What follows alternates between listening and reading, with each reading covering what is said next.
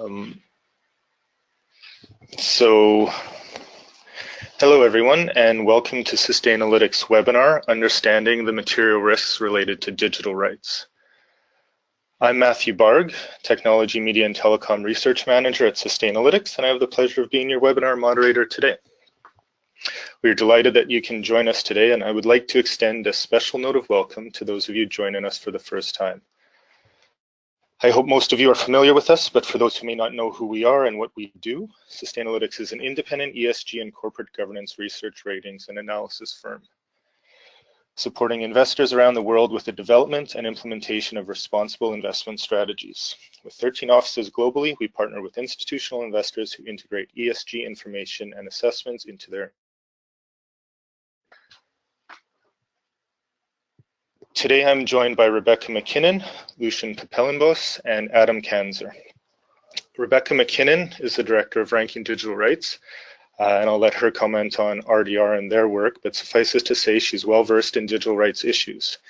Beyond her work with RDR, she is co-founder of the Citizen Media Network Global Voices and author of Consent to the Network, The Worldwide Struggle for Internet Freedom. She is on the board of directors of the Committee to Protect Journalists and was a founding board member of the Global Network Initiative. Lucian Papellenbos works with APG Asset Management as Senior Responsible Investment and Governance Specialist. The focus of his work is on climate change, digital rights, and corporate engagement in emerging markets. Prior to joining APG, he spent time investigating supply chains and corporate responsibility, including IDH, the Sustainable Trade Initiative. Last we have, but not least, we have Adam Kanzer, Managing Director of Corporate Engagement for Domini Impact Investments. Among other things, he is a founder and current board member of the Global Network Initiative.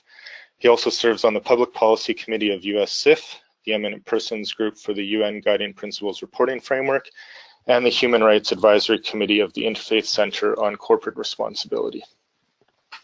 Rebecca will cover digital rights as a framework for evaluating risks associated with the management and use of content and personal data by companies. She will also highlight the risk profiles of companies that provide services affecting consumer privacy, data security and management of content, and data security management of content. Lucian will touch on how APG is considering digital rights, and Adam will share insights on Domini's approach to this and Global Network Initiative. After their discussion, there will be time for you to submit questions, and I invite you to start sending them through as you're having them, because if it's a very fertile subject, so if there's a lot of good questions out there, there's no reason why we can't open that up just a little bit early. But before we begin, I would like to highlight some housekeeping items. First, this webinar will be recorded, or is being recorded, and will be shared with all attendees in a couple of days. All participants on this call are currently muted. We will hold questions until the end of the presentation, or as I said, if there seems to be a lot of good questions coming through, I will start peppering those in early. You can submit your questions via the chat box in this number 1 on this slide, and you can also use this box to notify the organizer if you're having difficulties with the GoToWebinar software. Finally, you can minimize the side panel by clicking on the double arrows at the top of the panel, which is box 2 on this slide. So with those bits out of the way, I'm going to turn to Rebecca for the first question. Rebecca, you have the privilege of starting us off. Could you take a few minutes to introduce the investor note that you worked on and the work Ranking Digital Rights is doing? Sure. Well, thank you very much, Matt, and thank you to Sustainalytics and thank you to Adam and Lucian for taking the time to join this discussion. I've had the pleasure of collaborating with Sustainalytics for several years now, and on sort of really the creation and design of Ranking Digital Rights initially, and Matt in particular and other colleagues at Sustainalytics continue to provide support and advice to our project, which I really appreciate. Just a quick overview. We have recently published an investor note that really translates for investors the issues that are covered in our Ranking Digital Rights Corporate Accountability Index. We've currently published 2 iterations of the index, one in 2015 and one earlier this year, March 2017, and a 3rd iteration will be published next spring, April 2018, and it is our aspiration to be publishing this index on a yearly basis. Right now, the index covers 22 internet, telecommunications, and mobile companies, and you can see on the map sort of the distribution of these companies and where they are headquartered, although they basically all of them have global profiles and global reach to varying extents. And the selection of companies was selected because in aggregate they affect the lives of more than half of the world's internet users. And so they present an evaluation of these companies on 35 indicators examining commitments, governance, and disclose policies related to risks that these companies face in relation to freedom of expression, the way in which companies control and moderate and govern content across their platforms, and also user access to the services themselves, and then privacy and security issues that look at the extent to the extent to which companies are disclosing to users how and what data is being collected, with whom it's being shared, under what circumstances it's being shared and used, how companies handle their relationships with governments around access to user data, and also a set of privacy questions. And overall, our findings are, and Matt, you can go to the next slide. You'll see this is the index, and you can go to Ranking Digital Rights and then click on the index for 2017 to see a full interactive set of results about each company, indicator by indicator, and it's not possible to go through all of the results today. But as you'll see, we divide the indicators up into the 3 categories I mentioned, and that overall performance is low. If we were grading academically, you see that the company with the highest score is getting a D, and the index results do expose the extent to which most of the world's internet users currently lack the information they need, or not getting the information they need from the companies they depend on to make informed choices about what platforms and services they should use, or how to use those platforms and services safely. And that's a major takeaway from this index. And as you'll see, there's a great deal of room for improvement across the board. Although there are certainly some companies that are doing better than others, particularly in certain areas. Now, if we can go to the next slide, I'll talk a bit about some of the findings from the index that we identified in our investor note as being particularly salient for investors. One has to do with our evaluation of companies on governance-related indicators. So the extent to which there's board oversight over risks to user privacy, security, and freedom of expression. One of the things that has come across very clearly is that there is still a lack of clear norms for how companies should manage risk and govern risk across their companies in this area of digital rights. However, one bright spot is that companies that are members of the Global Network Initiative, which we'll talk about more, and which Adam and I have both had a hand in creating roughly a decade ago, companies that have joined the Global Network Initiative and committed to its principles around how companies should respect freedom of expression and privacy in relation to government requests do have clearer governance mechanisms and standards in place than most other companies. And so that is a notable trend for investors to look at. Another concern for investors should be the fact that our data shows very clearly across a set of detailed questions that companies are simply not disclosing enough about how and for what purpose they're collecting, sharing, and using customers' information. And this is important because it means that companies are effectively passing on their risks to users.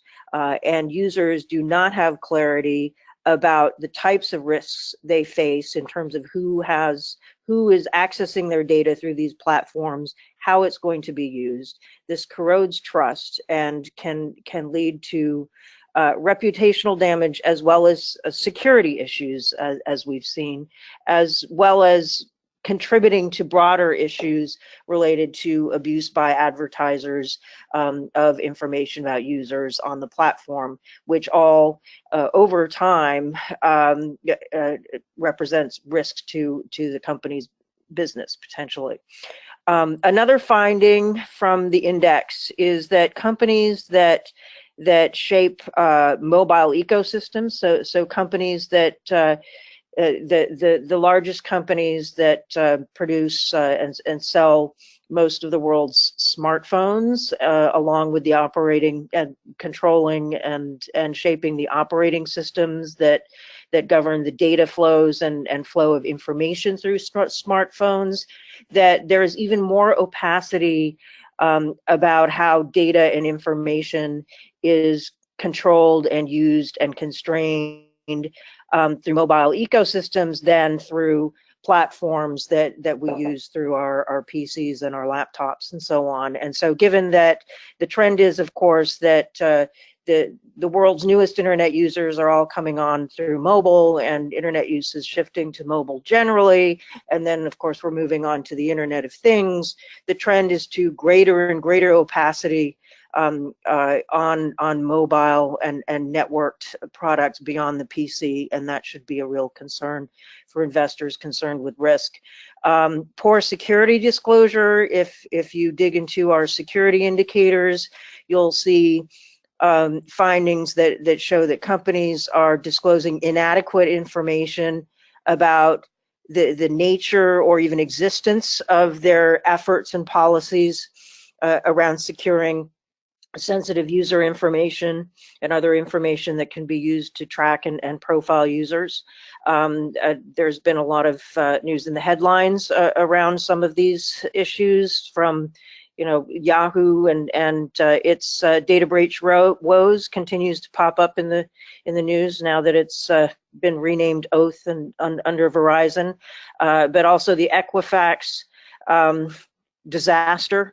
I think it's fair to say, while Equifax is beyond the set of companies that we cover, the lack of policies, systematic policies, and their clear inability to demonstrate that they had robust policies in place certainly should have been a wet red flag that this type of problem that they've encountered or disaster was more likely to happen due to lack of clear policies and procedures and oversight in place. And then we come down to freedom of expression, which until recently was sort of the set of issues that were least familiar to investors, relating to the way in which companies police content on their platforms, the way in which companies respond to government demands to either remove platforms or remove content, or to, in the case of telecommunications networks, to perhaps even shut down service to particular users or particular geographic regions, and also just the kind of broader issues of how companies are regulating or enabling the manipulation, what types of content they allow on their platforms, what kinds they don't, and to what extent users' rights are being protected and respected throughout this, and of course dealing with a much broader set of social and political issues that are growing more and more complex by the day that we're reading about in the news all the time. But one of the takeaways that we point to in the investor brief is that companies' disclosures and policies and sort of accountability mechanisms around how content is handled and managed on their platforms tends to be even weaker than their disclosures and mechanisms around data privacy or security, for the most part, with a couple notable exceptions. And that the lack of clear disclosure, the lack of clear policies, the failure to communicate with stakeholders about how content is managed and regulated on their platforms it can indicate a lack of preparedness for regulatory challenges that can emerge, for other issues that may emerge when bad actors are trying to manipulate the platforms, and companies find that they're not sure how to handle the problems they face in a way that is transparent and accountable, leading to a corrosion of trust amongst major swaths of users that is, again, not particularly good for business in the long run. And so the issues around expression and content have gotten and the risks around governance of expression and content, I think, have become more apparent kind of on the mainstream radar screen than they had been until recently. And so in the investor brief, we kind of go through all of these issues in greater depth and point to where the raw data and raw analysis on particular companies can be found in the index report itself, which is, of course, much longer. So the investor brief is basically drawing upon the index findings and the index report to highlight what aspects of the report and findings are of greatest salience to investors, that point to the greatest material risks, either current or future, and kind of where to find the information in our data and longer reports. And then at the end of the brief, and Matt will probably want to ask me a bit more about this later, we do have on the final page kind of 10 key questions that investors can ask companies about their policies and disclosures, and what types of disclosures they are making, and if not, why not. So I'll leave it there and hand it back to Matt. Great. Thanks for that introduction, Rebecca. Lucian, welcome. Maybe we'll turn to you now and ask if you could just tell us a little bit about yourself and EPG and why the issue of digital rights is important to the organization, and sort of how what steps you're taking to attack it, as it were. Sure, thanks, Matt. So I work with APG Asset Manager. We are a fiduciary asset manager based out of the Netherlands. We also have offices in Hong Kong and New York. We have 4 major clients, pension funds, with a total assets under management of 450 billion, which roughly represents a third of all the Dutch pension participants. And one thing to know about us as an asset manager is that most of our investments are managed actively and internally. And with our clients, we have been able to implement an ambitious policy on responsible investment. I'm part of the responsible investment team at APG. We are part of the front office, so we work very closely with the portfolio managers in developing policies and systems and implementing those systems to ensure responsible investment across the entire portfolio. And yeah, for us, digital rights is part and parcel of this responsible investment policy. Let me just go quickly through it. Some of the key elements, of course, we do screening and exclusion, a more traditional approach based on the UN Global Compact principles of anti-corruption, social human rights and social issues, as well as environmental management. Another element of our responsible investment policy is a carbon footprint target of 25% reduction against the 2015 target to be achieved in 2020. We also have numerical targets on investments in the Sustainable Development Goals of the UN, as well as in renewables and education. And we have an active engagement policy. And the newest element of our policy is what we call inclusion. And this is where we through a proprietary classification system based on 60 indicators that are derived from the framework of the Global Compact, we classify and we rate companies on their ESG score, if you like, and we divide that universe into front runners and in laggards, where we invest in front runners, and with laggards we look at whether we think we can achieve improvements with them. If that's the case, then we will decide to invest with them, depending on specific engagement objectives, which are to be achieved within a certain time frame. And digital rights is part and parcel of this inclusion framework. We see it as an integrated part of human rights, and it's and it is operationalized in this framework as a material risk in certain industry sectors.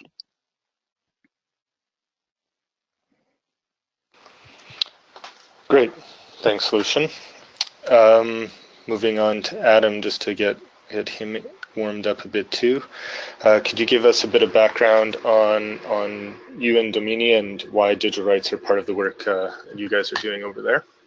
Yeah, sure. And thanks so much for having me on. So Domini Impact Investments, for those of you who don't know us, we're a mutual fund manager based in New York, and we manage roughly $2 billion for individual and institutional investors in the United States. We do have global holdings. We have a U.S. fund, a U.S. equity fund, an international fund, and a bond fund, which has some global holdings. And we do all of our social, environmental, and governance research in-house, and then Wellington Management actually manages the portfolios.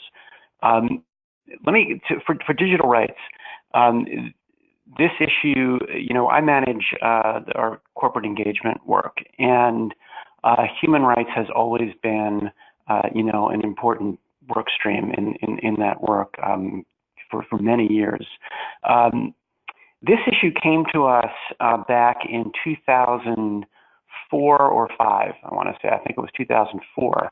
We were actually approached by Reporters Without Borders, the French NGO, and Boston Common Asset Management, because there were stories floating around that the Chinese were censoring the internet. Oh my God! I have to tell you that when I first heard that, I couldn't even believe that could be true. Not only were they censoring the internet, but they had built this firewall that was preventing Chinese citizens from accessing the outside world. Now, this all seems like a much simpler time than some of the things that we've been dealing with recently with the internet and with telecoms. But back then, that was kind of our first inkling that there was something to this, and there were human rights risks at stake. Right around that time, a journalist, a Chinese journalist named Shi Tao, and I'm sure I'm mispronouncing his name, was sentenced to a 10-year prison sentence for sending an email. He sent an email outside of China that circulated an internal memo regarding restrictions around the anniversary of the Tiananmen Square massacre. He happened to have a Yahoo account. The Chinese government approached Yahoo, got his information, and he ended up serving very close to 10 years, actually. They released him just, I guess, 15 months or so short of that sentence, short of the 10 years. So that raised a lot of concern, and that led to a number of dialogues. And right around that time, we got wind of a series of meetings that BSR was convening with companies and NGOs and investors to start to talk about these issues and to try to understand what's really going on. And those were the conversations that led to the formation of the Global Network Initiative, which I think I'm going to hold off on, talk a little bit later about the GNI. But that's where that work began, and that's really how digital rights became kind of a core piece of the engagement work that we do. I mean, once you started talking to companies about it and speaking with the NGOs that were tracking this, really understand that the scope is global. Billions of individuals are affected, and the issues are quite serious, and also have really dramatic economic impact. We also saw at the very beginning of that that ultimately, if governments continue to do what the Chinese have done, and other governments have picked up pieces of that, this is not just a Chinese issue. This is a global issue. That it presented barriers to the long-term growth prospects of these companies. And I think the interesting thing about this is that the companies recognize that right away. There are a lot of issues we bring to companies where we have to work really hard to persuade them that this issue is important. This was not one of them. This was an issue where people needed to come together in a safe setting to really understand how it works, but not why it's important. You know, the companies got that right away. And that's been one of, I think, the most interesting aspects of working through the GNI, and one of the real driving forces behind it, which is that everybody around the table is unified and shares a common concern. The way you address it might be a little bit different, but the concerns are very consistently shared. And maybe I'll stop there because I know you want to get into the GNI a little bit later. Sure. Yeah, but that's a really good tee up for all of that, and it's great to hear those comments. And maybe I'll bring it back to Rebecca just for the moment and ask, again, sticking with the index and RDR's work, what sort of investor feedback or reaction you received to that work you guys are doing, and maybe what sort of concerns are investors raising that you feel are important to flag. Thanks, Matt. Well, definitely, I was at a PRI conference recently, and I think for many investors, the entry point is the cybersecurity issues, which is where many investors, particularly on the mainstream side, beyond the SRI side, see the most direct risk. And one of the interesting things in the conversation was that, this issue of how kind of technically proficient you need to be in order to engage with companies on these questions. And my argument is that you don't actually have to be.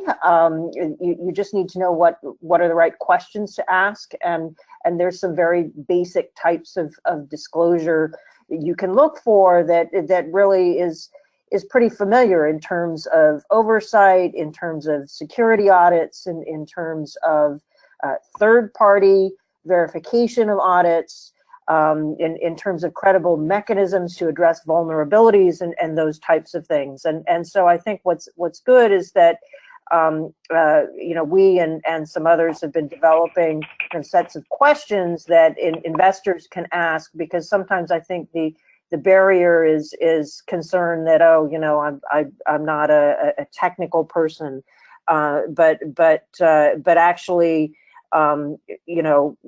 as long as you know kind of what the resources are that you need, you don't need to be a technical person to engage on these issues. So that's kind of one thing that I hear from some investors who who had initially kind of had a bit of hesitation, and sometimes with companies kind of coming back to them with sort of a lot of technical jargon, basically in an effort to head them off from their line of questioning, and that should generally that's a tactic to prevent a conversation rather than it again. These do not need to be super technical conversations. So that's one thing. The other is that certainly interest is growing. There was an investor brief that was produced by Share Action and jointly with the NGO Access Now last year around investor risks associated with network shutdowns and the amount of economic losses generally to economies that are incurred when governments require companies to shut down internet service or mobile internet service in entire cities or provinces, and sometimes even an entire country for a period of time around an election, or sometimes even school exams and so on, and the need for investors to make it clear that this is this is a risk to business and also counter to human rights, in violation of human rights norms. There's also growing concern about data privacy, data collection issues, but also recognition that the governance issues around digital rights look very familiar to governance issues around any human rights risks. Our indicators in the governance section of our index look very familiar to people working on, for instance, the corporate human rights benchmark that are examining extractives and supply chain labor issues. The overarching principles, that draw upon the UN guiding principles for business and human rights, and other just kind of good governance norms that investors are familiar with, provide a framework for very simple questions to be asked, very straightforward. And it's interesting too that, as some investors have remarked, that certain companies that have exhibited weak governance and commitment around supply chain issues, conflict minerals, are also displaying weak governance around digital rights, and companies that have had better governance around some of the other kind of longer standing, more familiar issues have been in a better position to improve governance around digital rights. So that's also been something that has been interesting to note. And also we're increasingly seeing companies being proactive about identifying digital rights as being among their material risks. Vodafone in its latest sustainability report put digital rights at the top of its list of material risks. And so this is definitely moving much more to the mainstream. As we mentioned in our investor brief, these issues for investors for mainstream investors particularly, have been kind of hiding in plain sight for a while, but have really jumped out on the headlines, and it's suddenly become, it used to be even a year ago that to sort of make a case to investors to why these issues are important was, took more work. Now, given what's in the headlines every day, it's becoming much clearer. Great, thanks. And I think there's a lot of agreement there that this topic and the many aspects of this topic are getting increasingly reported on and are happening more and more often out there in the world. So I'm glad you sort of framed those big risks like that. And I guess the remaining question is where all of this is going. And I might I might look to Adam and Lucian now to see how Rebecca's comments on sort of the concerns that she's seen from investors, how that resonates with you and what you're hearing from your stakeholders, or how you're looking to answer some of those concerns for the people you're representing. Maybe Lucian, I'm not sure. Do you want to start off? Sure. Well, indeed. So as Rebecca says, digital rights, it's an integrated part of human rights, and we as investors have the responsibility to look after human rights throughout the entire investment universe. And when it comes to digital rights, these of course are particularly material in those sectors where the use of digital data is intensive. So obviously that brings us to media, internet related companies like internet retail, IT software, mobile technologies, telecoms, but also banking, healthcare, all those sectors with intensive use of digital data, and where that's actually only going to increase. So in those sectors, we as an investor, we explicitly look at that. We score and rate the companies on the way they deal with data privacy, the way they deal with human rights at large, and this is taking into account in our investment decision-making processes. Also, as APG, we're currently building an engagement program around these issues. This is in collaboration with our main client, ABP, which is a civil servant and education pension fund. For their participants, the issue of human rights and, well, digital rights as part of that is critical. Yeah, we're building a program with focusing on a number of companies in our portfolio, and we'll engage with them on improving governance and policies and risk management and disclosure of digital rights. It's also, when you read the materials prepared by Rebecca and her team, it's striking how the companies, say, in the top of the ranking, those are companies that are part of industry initiatives, that are part of multi-stakeholder initiatives, such as the GNI. We recognize that digital rights, it's a complex field and probably becoming ever more complex with changing regulation, new technologies, also changing industry relations.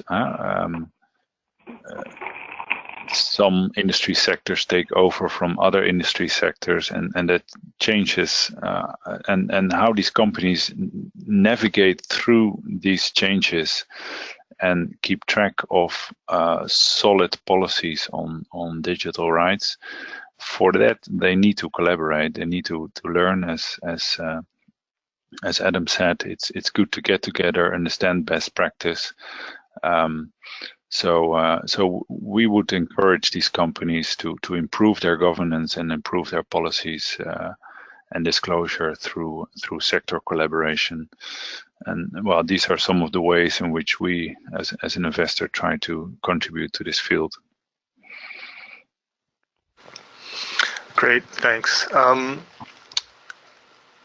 Adam, maybe now is a good chance for you to speak to some of that company performance point of view and where the GNI has really been a help for, I guess, for the corporates, but also maybe for all of the multi-stakeholders that are part of a group like that. And maybe, sure. Yeah, so I'll leave it. Okay, go ahead. Yeah, sure. So I'll try to unpack some of that. I mean, I agree with everything that's said. I mean, the future is only going to get more complex in these issues. And I think it's because things are becoming so intertwined. And I thought that was a good opportunity to maybe explain a little bit about how the GNI overlaps with the Ranking Digital Rights Project, but is not it's not precisely the same thing. It doesn't cover all of the same issues. So as I said, the Shitao case and general stories about censorship of the internet was the initial set of issues that prompted people to come to the table to start to discuss them. And once we started talking to companies around the table, we realized this is not a China issue. This is a global issue. This is happening all over the place. They're getting government requests from governments all around the world to take down information, to provide information on their users. And they get this on a daily basis. And many of these requests are perfectly legitimate.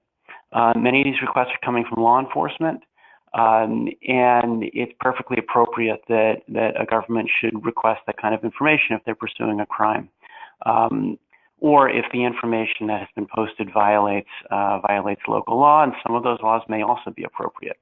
The problem is distinguishing the appropriate requests from the inappropriate requests, and building a process internally and that is sensitive to the human rights issues that are at stake. And that's really what the GNI sought to do. It's a multi-stakeholder organization. The founding corporations are Microsoft, Yahoo, and Google. Later on, Facebook joined and LinkedIn joined. And then just earlier this year, we got 7 European telecoms to join. So we're now really truly global in terms of the corporate makeup. The other stakeholder groups are investors, human rights organizations, and press freedom groups, including Human Rights Watch, the Committee to Protect Journalists, the Center for Democracy and Technology, and academics like the Berkman Center, for example, and individual academics that have focused on these issues. Each of those constituencies is represented on the board. Together, we developed a set of principles on freedom of expression and privacy, which includes strong governance, and a set of detailed implementation guidelines that are not overly prescriptive, but they set a pathway for companies to use. They encourage, for example, the use of human rights impact assessments and strong due diligence when going into new markets. They ask companies to interpret government requests narrowly. They ask them to push back when they think the request is inappropriate. Make sure that it's pursuant to a law that's actually on the books. Make sure that the request came from the appropriate government official. You'd be surprised how many times they get sort of random requests, somebody claiming to be a government official, and maybe they are, but they don't have the authority to make the request that they're making. We have actually seen, even in the United States, law enforcement seeking to harass somebody that, for personal reasons. And companies were able to push back because they didn't have a proper warrant. It wasn't signed. It wasn't consistent with local law. One piece, I think, of the GNI that gets missed is that we have a really strong support for rule of law. So we recognize from day one that companies are in a really difficult spot. They're getting government requests, and as I said, many of them are legitimate. And even the ones that are not legitimate, they have personnel on the ground, and they don't want to see people going to jail or worse in a repressive regime. And at the same time, we want to make sure that people all over the world have access to the internet and have access to telecommunication services. So it puts them in a very, very difficult spot. We started from the beginning by saying that this is a rule of law organization, not a civil disobedience exercise. We're not asking companies to break the law. But we hope that by setting this set of principles and by doing it through a multi-stakeholder framework, we're establishing an accountability framework both for the companies and also for governments. There's another component of our work is public policy advocacy and learning. And the policy advocacy piece, which I think if you ask the companies, why are you part of GNI, that's frequently the thing that they say, is the policy piece is the most important thing for them. Because they have much greater legitimacy if a corporation can be standing next to a group of investors and human rights organizations that all say, yes, we share this common point of view. It's, I think, incredibly helpful both to clearly to the companies, but it's very helpful to lawmakers to have a multi-stakeholder perspective to bring to these issues. And if you go to GNI's website, you'll see numerous public policy interventions that we've made. The other really critical piece of this in terms of accountability is that the companies agree to an independent assessment process every 2 years. And that is not to determine whether they're perfect, whether they have ever made any mistakes in that 2-year period. It's to ensure that they're making strong good faith efforts to comply with the GNI principles. And the assessor will come in and take a deep dive on their policies and procedures, will interview executives, try to really understand the procedures that are in place, but also look at specific case studies to really, really drill down. And then the board reviews that information and comes to consensus about whether or not the company is making good faith efforts. So all that being said, there are a lot of issues that RDR covers, all the consumer issues, retention of data for advertising and details in their terms of service that are really outside the scope of GNI. There are commercial issues that consumers are very concerned about and investors are very concerned about. But the GNI is focused exclusively on that company to government relationship. Now, say you asked about the future. I think those lines are getting very, very, very blurry. The amount of data that you keep on a user makes that user more vulnerable to government censorship, to government surveillance. Where you locate your data, which actually is part of questions GNI asks, is critical because you need to understand which government has jurisdiction. When you're getting requests for information, what if the request is a proxy for a government? So you think that it's an individual asking you to take something down, but it's actually a government working through an individual. Well, that actually becomes a GNI issue. The fake news stories, which is something that we have had some discussions about, but it wasn't really so clear whether that's a GNI issue. But how about fake news that's being generated by a foreign government to interfere with an election? Well, now that starts to sound like a GNI issue. So what I'm saying is the lines are becoming very blurry. And as we move forward, particularly, as Rebecca mentioned briefly, the Internet of Things, it's hard to predict where this is going to go, except to say that it's all going to be more unified. It's all going to be more intertwined. It's going to be much harder to draw clear lines.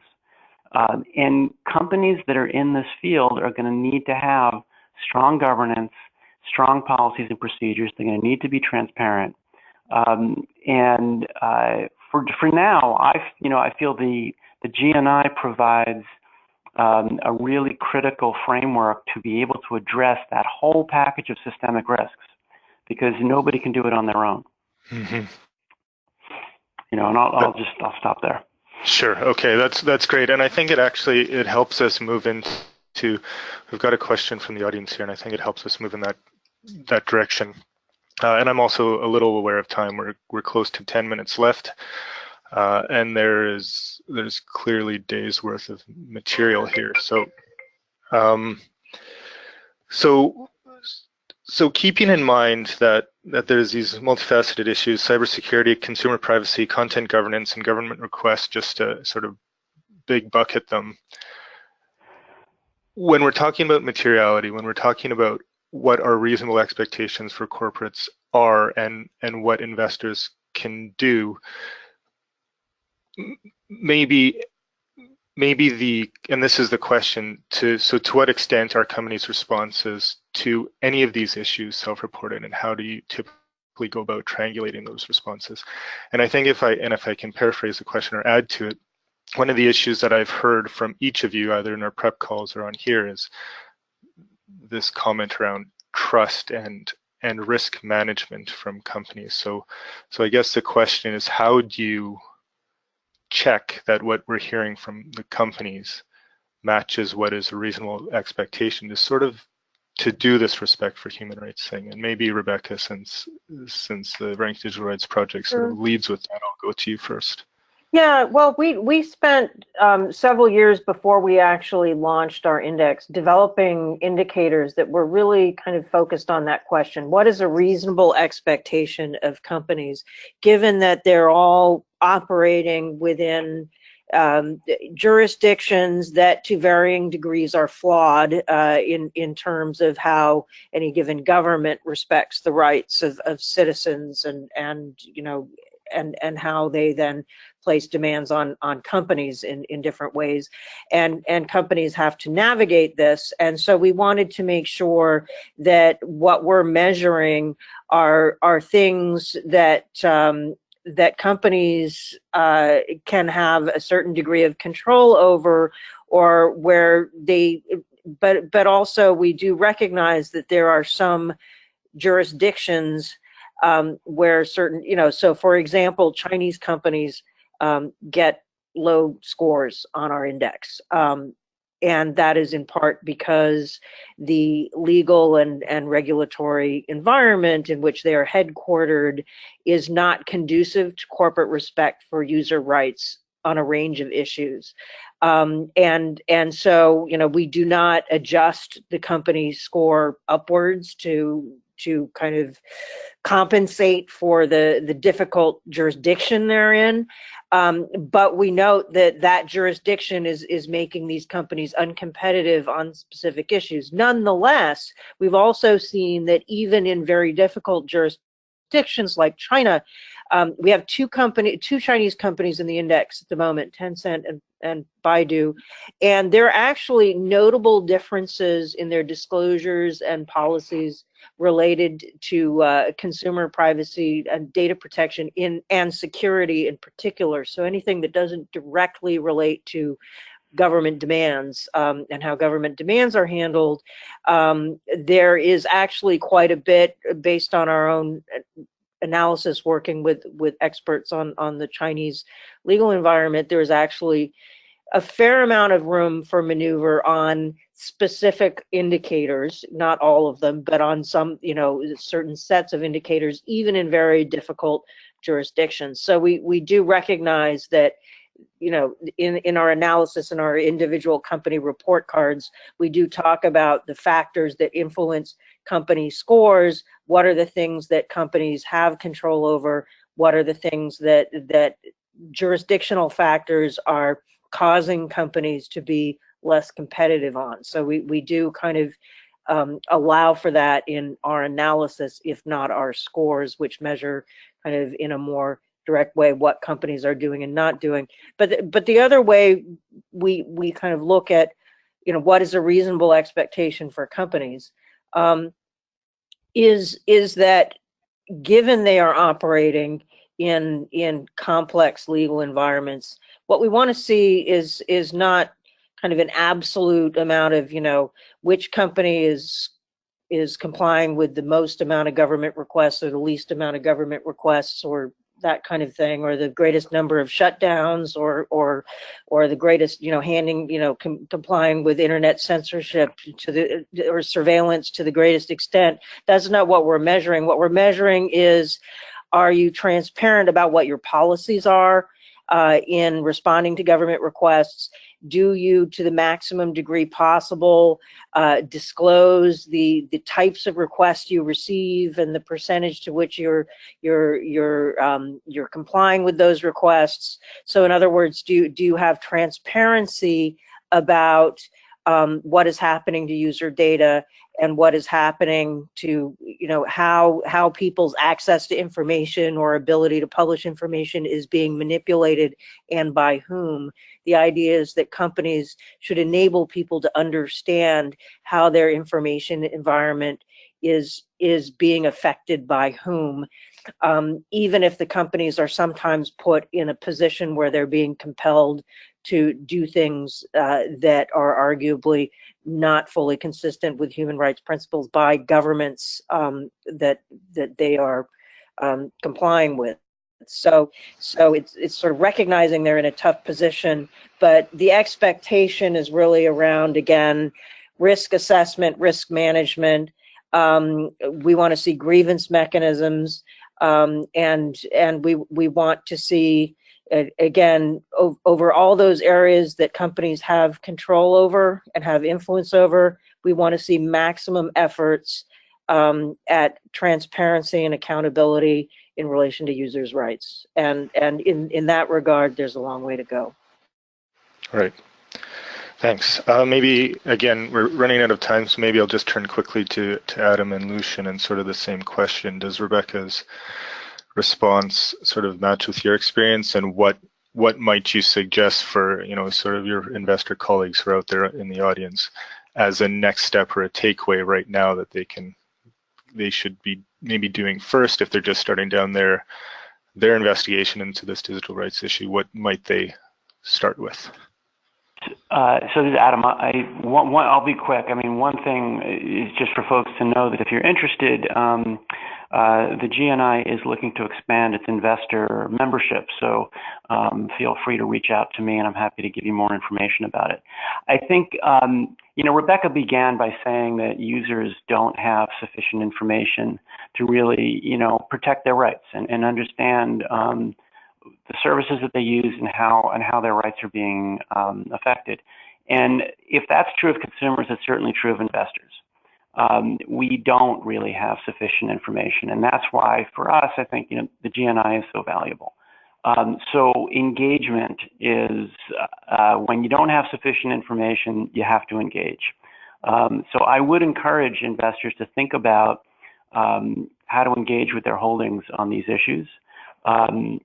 I think that you'll find many situations where it's maybe hard to make the risk case for an individual company because they have a monopoly, essentially. And we know that consumers don't necessarily choose these services based on the details of the terms of service or the details of the privacy protections. It's too complicated. It's constantly changing. And that's not really why they use the service, right? In many cases, they use the service because they need the service. And in many countries, it's sort of their only connection to commerce and their only connection to their families. So I don't think we can rely too much. I mean, I think we have to think about consumers. And, you know, the Times had a piece the other day asking, when will consumers begin to understand that Silicon Valley is not our friend? Well, whether or not that's true, that's a big looming risk to investors if that does happen. There is a trust question here, and it's critical. But the issues are bigger than that. And you have to also think about them in terms of systemic risk. You have to think about them in terms of the environment in which these companies operate. And how do we address that? Even when we can't make a case that's going to affect that company's stock price or that company's market share. Because sometimes getting bigger market share means violating people's rights. It means complying with government requests. It means complying with whatever the local rules are. And the local rules in many places are pretty poor in terms of protecting people's rights. So how do we create a space to push back? That's what the GNI is trying to do. There are other ways of doing it as well. I would just encourage investors to think about it and to find more avenues to do that. Great. Thanks, Adam. Lucian, by way of sort of wrap up, do you have any sort of final thoughts from your? Well, so I think for investors, it starts with an understanding of the materiality of the issue of digital rights, and indeed to engage with a number of front runners in this area. A number of companies will help you understand this and help you understand best practice in terms of dealing with digital rights. And then if you start to understand how this will increase through the Internet of Things, 5G, etc., you start to understand how it will impact other sectors as well, where at now it may not be as material as it seems. So basically, an understanding of how digital rights is material and how gaining consumer trust is critical to the business case of many of these companies. Thanks. I think that's probably where we have to leave it. I think we've established certainly that an hour wasn't enough, and we probably could hold much deeper discussion on a variety of the separate issues that were raised here. Maybe before closing, I'll just flag that set of questions, engagement questions that Rebecca mentioned were in the investor note. I think it's another great place to start. I would like to thank Rebecca, Lucian, and Adam for a very thought-provoking discussion. I hope everybody on the line agrees that this needs some careful attention. And to our audience, as I mentioned off the top of the call, we'll share a recording of the webinar in the next couple of days. So I think this concludes our chat here today, and we hope you'll join Sustainalytics for future webinars, and wish everyone a wonderful rest of their day.